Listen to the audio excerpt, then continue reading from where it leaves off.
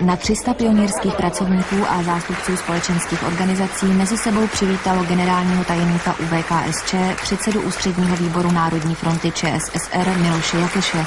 Ve svém vystoupení ocenil práci pionýrských pracovníků a jejich nezastupitelnou úlohu ve výchově naší nejmladší generace. 40. výročí založení pionýrské organizace si připomínáme právě v období zásadních společenských změn, při jejichž uskutečňování bude právě aktivní podíl mladých lidí rozhodující. Že mě v poměrně krátké době potkají taková dvě pozvání, s tím bych nepočítala. Nejdřív jsem se dozvěděla, že pojedu na celostátní setkání pionýrů do Prahy. Řekla jsem si, je to důkaz, že o naší práci se ví nejen v Rokycanech. Oddíle mám šikovné děti a tak si ostudu neuděláme. Jedeme. A to druhé pozvání přišlo už v Praze. Podle programu jsem touto dobou měla už být doma. A vidíte sami, sedím v televizní studiu. A když tu velkou příležitost mám, tak proč neříci to, na čím mnozí a třeba i moje spolužákyně z plzeňského středního odborného učiliště kroutí hlavou. Najednou totiž slyším, to nemáš nic jiného na práci? Proč se těm dětem věnuješ tolik promarněného času? Ano, těch, co považují práci s dětmi za promarněný čas, není málo. A já se divím, protože jak tuhle generaci nejmladší vychováme, taková bude za 10-20 let. To už od nich budeme chtít mnohem více, než jenom úctu ke stáří, k rodině, vztah k učení. My od nich budeme chtít, aby odevzdávali to, co do nich společnost vkládá. Jsem o tom přesvědčena. Ne protože mám vztah k dětem, ale i proto, že zanedlouho nastoupím do praxe. Jako prodavačka, kde vztah k lidem musí patřit na první místo. Včera jsem si udělala chvíli na procházku. Navštívila jsem některé obchody a protože u nás jich tolik nemáme, tak jsem tedy mohla porovnávat. Překvapila mě právě u mladých prodavaček jejich neochota. Jakoby kvůli tomu, co dělají, byly na zákazníky rozlobené. Ale tu profesi jsem si přece vybrala sama.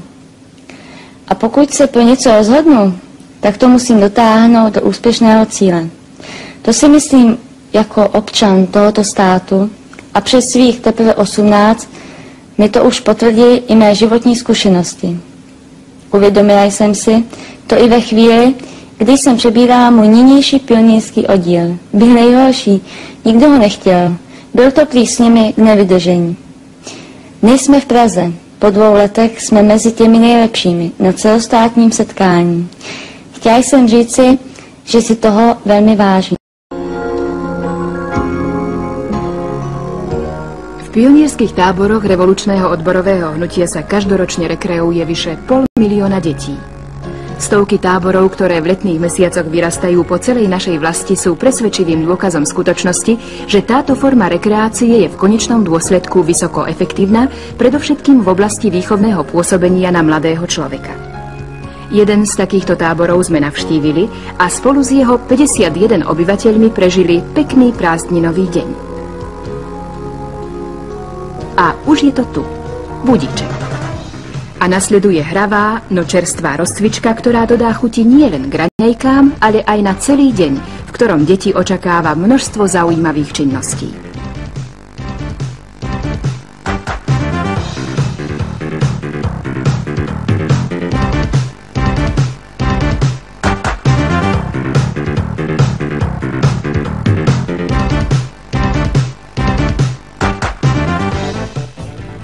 Najskôr ale služobný oddiel pripravuje drevo a oheň v sporáku. Deti čistia zemiaky, prinášajú vodu, slovom podieľajú sa na príprave raňajok pre ostatných, ktorým sa deň začne o trochu neskôr.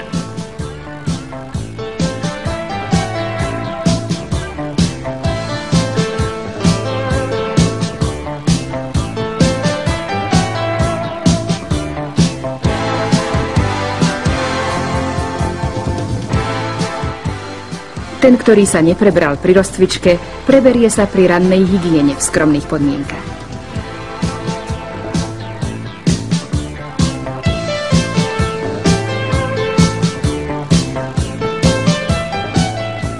V každom stane treba urobiť poriadok, poukladať osobné veci, veď o chvíľu sa bude bodovať poriadok a čistota.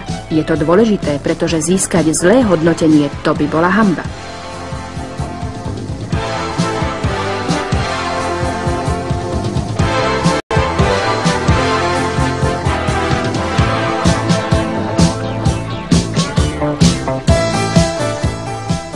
Raňajky sú už pripravené.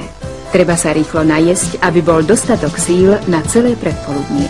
Čaká totiž bohatý program.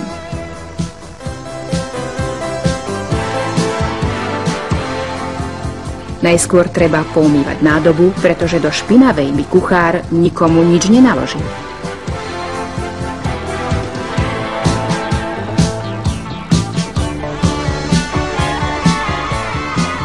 Dnešný ranný nástup a hlásenie sú iba pracovné.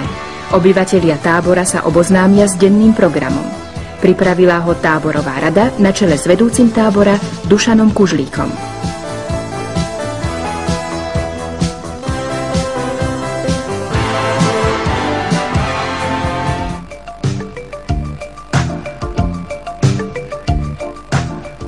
Predpoludnie venujú ako obyčajne športovo-brannej aktivite, pretože táto zložka obsahuje viac ako 50% obsahovej náplne táborovej činnosti, pričom v maximálnej miere využíva konkrétne podmienky okolia podľa zásady najzdravšia telocvičňa je príroda. V nej sa deti počas 3 týždňov pobytu cítili naozaj ako doma.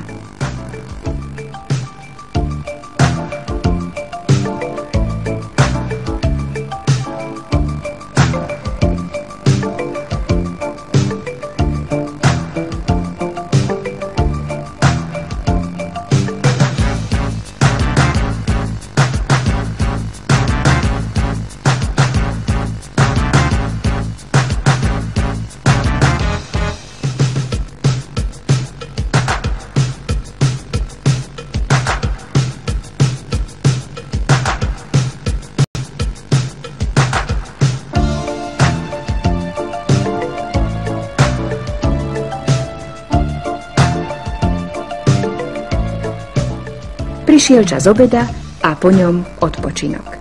Určite veľmi príjemný. Čože by nie, veď príroda a čerstvý vzduch patrili každému. Treba tiež napísať rodičom, ako sa v tábore darí.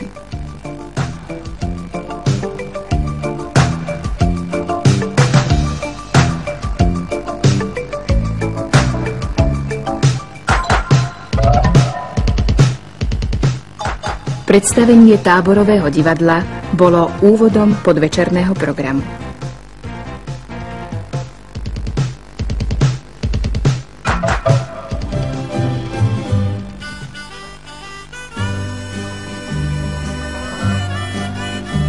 Večer bude táborový oheň. Ale tak ako väčšinu vecí v stanovom tábore si musia urobiť deti samé, teda aj prípravu a prísun potrebného dreva. Ďalších detí sme sa opýtali, ako sa im v tábore páči. Mne sa tu v tomto tábore veľmi páči, hlavne to bývanie v stanoch. Počasí máme dobre a minulý rok som byl v tábore v ski klube, to bylo na Kysuciach. Je to tábor, který se mi teda moc líbí. Nedá se to srovnat s táborem, třeba s dovolenkou s rodičema, no. Je to stanový tábor, prostě jsme v přírodě, no. Dobrý je to tady. Vždycky jsem si takovýhle tábor představoval.